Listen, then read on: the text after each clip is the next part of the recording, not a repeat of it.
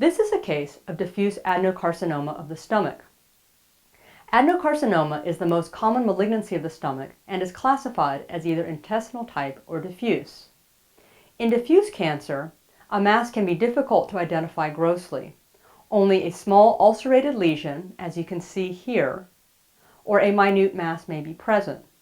However, the infiltrating tumor cells provoke a desmoplastic response with diffuse rugal flattening and a rigid thickened wall that has been likened to a leather bottle. For comparison, here is a case of intestinal type adenocarcinoma where you can see the retention of the rugal folds.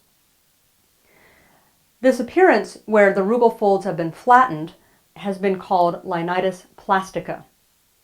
Histologically, diffuse gastric cancer is characterized by discohesive cells with a signet ring appearance that infiltrate the mucosa and stomach wall.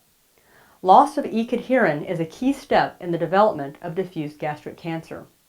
Overall 5-year survival is less than 30%.